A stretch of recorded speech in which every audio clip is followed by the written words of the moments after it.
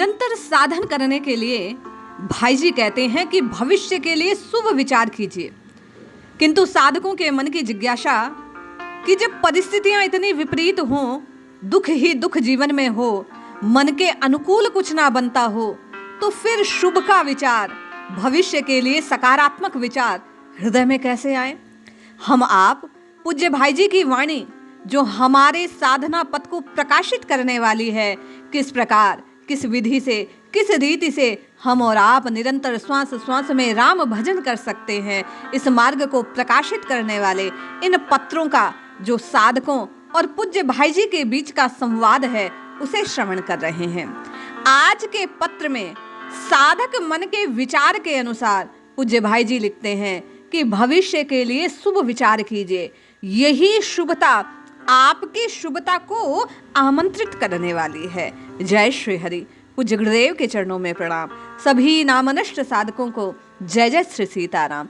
एक बार कमेंट के माध्यम से पूज्य भाई जी के चरणों में प्रणाम अवश्य निवेदित कीजिएगा। यह करबद्ध निवेदन है आपसे। पूज्य भाई जी लिखते हैं, प्रिय महोदय, सादर सप्रेम हरिस्मरण। आपका पत्र मिला। आपकी पारिवारिक परिस्थिति आपको असंतोष में डालती है। पिता के व्यवहार से आपको क्षोभ होता है। आप आवेश में आकर गृह त्याग और कभी कभी देह त्याग तक का विचार करते हैं। सो मेरी समझ से आपको ऐसा विचार भूलकर भी नहीं करना चाहिए। साधक को पूज्य भाई जी कहते हैं कि किसी भी अवस्था में निराशा की ओर तो बढ़ना ही नहीं चाहिए।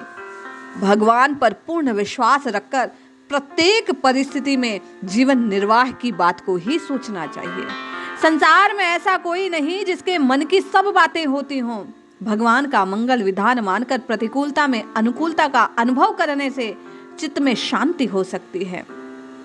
आप और मैं भी कई बार विचार करते हैं अपने परिस्थितियों के वश में आकर कि सब कुछ व्यर्थ है, कुछ लाभ होने वाला नहीं, दुख ही अंत में मिलने वाला है, हमारी किस्मत ही खराब है, हमारा प्रारब्ध ऐसा है। नाना प्रकार के भाव आपके और मेरे हृदय में उठते हैं। उन सब भावों को काटने की कतरनी देने के लिए हम आपको साधन बतलाते हुए भाई जी कहते हैं कि लौकिक परिस्थिति को बदलने के लिए भगवान के मंगल विधान में विश्वास करना चाहिए। प्रतिकूल भी अनुकूल होने लगेगा यदि हम आप भगवान में श्रद्धा रखकर उनसे पुकार करें। भाई जी कहते हैं, पर वे न भी होंगे तो आपका क्षोभ तो मिट ही जाएगा। भावी जीवन को संकटमय देखकर सुखमय देखने का संकल्प कीजिए। जो मनुष्य रात दिन दुख, क्लेश, संकट, असफलता का चिंतन करता है, वह क्रमशः दुखी, क्लेशित, संकटापन और असफल ही होता है। आज वैज्ञानिक भी इस बात को स्वीकार करते हैं, भाई जी की कही बात को, कि जब हम आप किसी विशेष प्रकार के विचारों के श्रृंखला के बद्ध अपने आप को घेर लेते हैं तो वैसी ही परिस्थितियों को ब्रह्मांड से आकर्षित कर लेते हैं। यही बात भाई जी कह रहे हैं कि रात दिन अगर क्लेश का चिंतन करोगे तो संकट जीवन में बढ़ेंगे, और भगवान पर श्रद्धा और विश्वास रखकर उन्हें पुकारोगे तो जीवन में आनंद की उत्पत्ति होगी। भाई जी लिखते हैं, मनुष्य की अपनी जैसी दृढ़ भावना होगी वैसी ही परिस्थिति का निर्माण होगा, अंत में वैसा बन जाएगा। आपकी भगवान सर्व सामर्थ्यशाली हैं, आपके परम सुहृद हैं। उनकी कृपा पर विश्वास करके भविष्य को अत्यंत उज्जवल और सुखमय देखने का अभ्यास कीजिए। ध्रुव, प्रहलाद, भरत आदि के इतिहास को याद कीजिए। पूज्य भाई जी हम आपको भगवत विश्वास पर विश्वास दिलाते हुए कहते हैं कि भगवान की कृपा से क्या नहीं हो सकता। उनकी कृपा आप पर अपार है, इस बात पर विश्वास करके देखो। भगवान ने अपने को स्वयं समस्त प्राणियों का सुहृद बतलाया है। आप घबराओ नहीं। मन में जो भी असत विचार आते हैं, त्याग का विचार आता है, देह त्याग, आत्म त्याग, ग्रह त्याग, इन विचारों को तत्काल हृदय से निकालकर मन में बार बार ऐसे विचार लाओ कि वह भगवान सर्वशक्तिमान है, सर्वलोक महेश्वर है, अकारण प्रेमिक है।